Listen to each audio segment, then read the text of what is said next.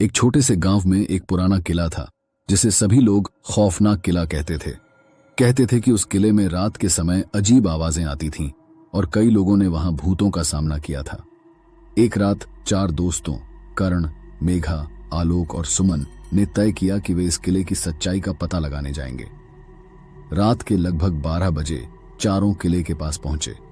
जैसे ही वे अंदर गए, एक ठंडी हवा ने उनका सामना किया। किले का दरवाजा अपने आप बंद हो गया। चारों ने डरते डरते एक दूसरे की ओर देखा।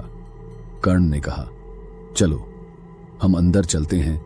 वे एक बड़े हॉल में पहुंचे जहां चारों ओर पुरानी दीवारें थीं और फर्श पर धूल जमी हुई थी।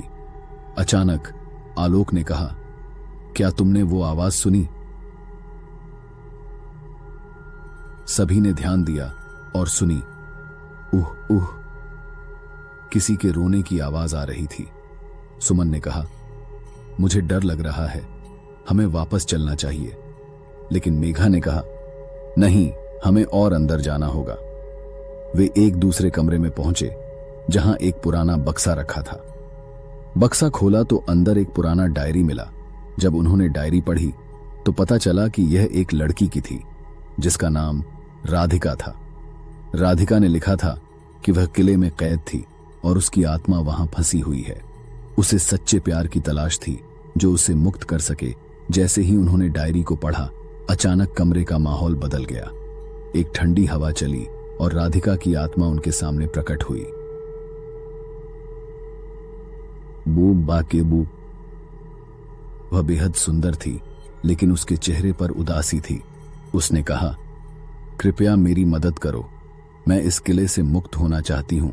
कर्ण ने हिम्मत जुटाकर पूछा, हम तुम्हारी मदद कैसे कर सकते हैं? राधिका ने कहा, तुम्हें मेरे सच्चे प्यार की कहानी सुनानी होगी। उसने बताया कि किले का मालिक उससे प्यार करता था, लेकिन उसके परिवार ने उसे अलग कर दिया था। इसी कारण उसकी आत्मा आज भी कैद है।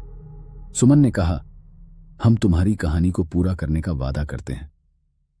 तभी अचानक किले में फिर से वही अजीब आवाजें गूंजने लगीं।